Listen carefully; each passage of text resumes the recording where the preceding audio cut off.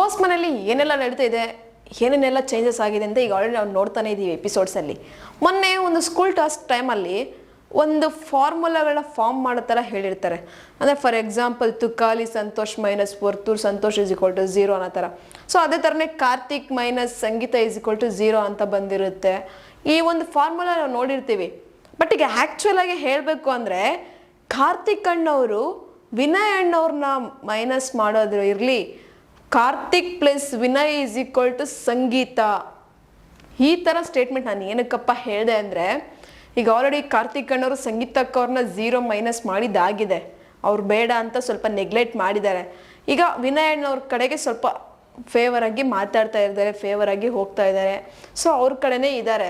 So ಅದಕ್ಕೋಸ್ಕರನೇ ಈಗ ಇಬ್ಬರು ಸೇರಿದ್ದಾರೆ. ಅಂದರೆ ವಿನಯ್ ಅಣ್ಣ ಮತ್ತು ಕಾರ್ತಿಕ್ ಅಣ್ಣ ಇಬ್ಬರು ಸಹ ಪ್ಲಸ್ ಆಗಿದ್ದಾರೆ.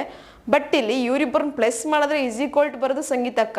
ಇಲ್ಲಿ ಇನ್ನೊಂದು ನಮಗೆ ಏನಪ್ಪ ಬರುತ್ತೆ ಅಂದರೆ, ಈಗ ಇಬ್ಬರು ವಿಲನ್ಗಳು ಅಂತಲೇ ಇರ್ಬೋದು ಅಥವಾ ಇಬ್ಬರು ಹೀರೋಗಳಂತಲೇ ಇರ್ಬೋದು.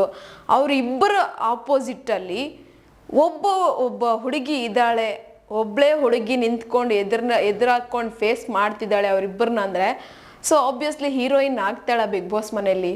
ನೋಡ್ಬೇಕಂದ್ರೆ ಸಂಗೀತಕ್ಕವರು ಇವರಿಬ್ಬರನ್ನ ಎದುರಾಕೊಂಡು ಫೇಸ್ ಮಾಡಿ ಧೈರ್ಯದಿಂದ ಒಂದು ಹೀರೋಯಿನ್ ಆಗ್ತಾಳೆ ಇಲ್ಲ ಅನ್ನೋದನ್ನ ನಾವು ಬಿಗ್ ಬಾಸ್ ಮನೇಲಿ ನೋಡಬೇಕಾಗಿದೆ. ಬಟ್ ಏನೇ ಆಗಲಿ ಈ ಒಂದು ಬಿಗ್ ಬಾಸ್ ಮನೇಲಿ ಟ್ರಯೋ ಫಾರ್ಮುಲಾ ಅಂತೂ ನಡೀತಾ ಇದೆ. ಅಂದರೆ ತ್ರಿಕೋನದಲ್ಲಿ ನಡೀತಾ ಇದೆ. ಒಂದು ಕಡೆ ಕಾರ್ತಿಕ್ ಅಣ್ಣ, ಒಂದು ಕಡೆ ವಿನಯ್ ಅಣ್ಣ, ಒಂದು ಕಡೆ ಸಂಗೀತಕ್ಕ. ಈ ಕಡೆ ವಿನಯ್ ಅಣ್ಣ ಮತ್ತು ಕಾರ್ತಿಕ್ ಅಣ್ಣ ಒಂದಾದರೆ, ಬಟ್ ಸಂಗೀತಕ್ಕ ಇಲ್ಲಿ ದೂರನೇ ನಿಂತ್ಕೊಂಡು ಅವರಿಬ್ಬರನ್ನ ವಾಚ್ ಮಾಡ್ಕೊಂಡು ಅವರಿಬ್ಬರನ್ನ ಹೆಂಗೆ ಸೋಲ್ಸೋದು ಅಂತ ನೋಡ್ತಿದ್ದಾರೆ. ಇವರಿಬ್ಬರ ಒಂದು ಸ್ಟ್ರಾಟಜಿ ಗೆಲ್ಲುತ್ತಾ ಅಥವಾ ಈ ಕಡೆ ಸಿಂಗಲ್ ಲೇಡಿ ಸಂಗೀತ ಅವರ ಸ್ಟ್ರಾಟರ್ಜಿ ಗೆಲ್ಲುತ್ತಾ ನೋಡಬೇಕು ಬಿಗ್ ಬಾಸ್ ಮನೆಯಲ್ಲಿ. ನಿಮ್ಗೇನು ಅನಿಸುತ್ತೆ? ಸಂಗೀತಕ್ಕ ಅವರು ಕಾರ್ತಿಕ್ ಅಣ್ಣವ್ರನ್ನ ದೂರ ಆಗಿದ್ದು ಓಕೆ ಅನಿಸುತ್ತಾ, ಅಥವಾ ಕಾರ್ತಿಕ್ ಅಣ್ಣ ವಿನಯ್ ಅಣ್ಣ ಒಂದಾಗಿದ್ದು ಓಕೆ ಅನಿಸುತ್ತಾ, ಅಥವಾ ಈ 3 ಜನ ಒಂದಾದರೆ ಸರಿ ಇರುತ್ತಾ, ಅಥವಾ ಬಿಗ್ ಬಾಸ್ ಮನೆಯಲ್ಲಿ ಈ 3 ಜನದಲ್ಲಿ ಯಾರು ವಿನ್ ಆಗಬೇಕು? ಒಂದು ಕಮೆಂಟ್ ಬಾಕ್ಸಲ್ಲಿ ಕಮೆಂಟನ್ನು ಹಾಕಿ. ನಿಮ್ಮ ಪ್ರಕಾರ ಯಾರಿಂದ ಯಾರನ್ನು ಪ್ಲಸ್ ಮಾಡಿದ್ರೆ ಯಾರು ಬರ್ತಾರೆ ಅದನ್ನು ಸಹ ಕಮೆಂಟನ್ನು ಹಾಕಿ.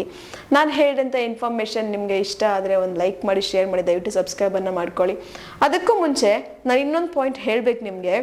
ಇಲ್ಲಿ ಬಿಗ್ ಬಾಸ್ ಮನೇಲಿ ಈಗ ಪ್ರತಾಪಣ್ಣ ಮತ್ತು ಸಂಗೀತಕ್ಕ ಇಬ್ಬರು ಸಹ ಒಂದಾಗಿದ್ದಾರೆ. ಇನ್ನು ಮುಂದೆ ಅಂದರೆ ಅವರು ಆಲ್ರೆಡಿ ಮೊನ್ನೆ ಒಂದು ಸ್ಟೇಟ್ಮೆಂಟನ್ನು ಕೊಟ್ಟಿದ್ದಾರೆ.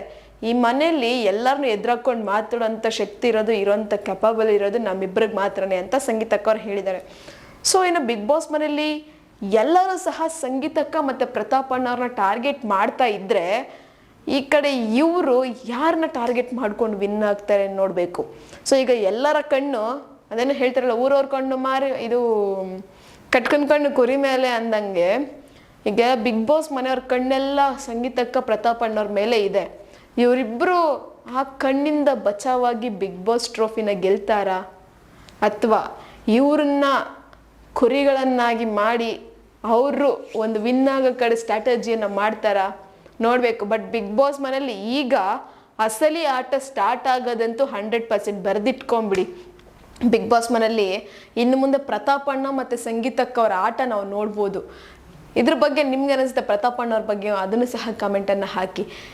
ನೆಕ್ಸ್ಟ್ ಇದೇ ಥರ ಇನ್ನೊಂದು ವಿಡಿಯೋಗೋಸ್ಕರ ನೀವು ನೋಡ್ತಾರೆ ನಮ್ಮ ಚಾನಲನ್ನು.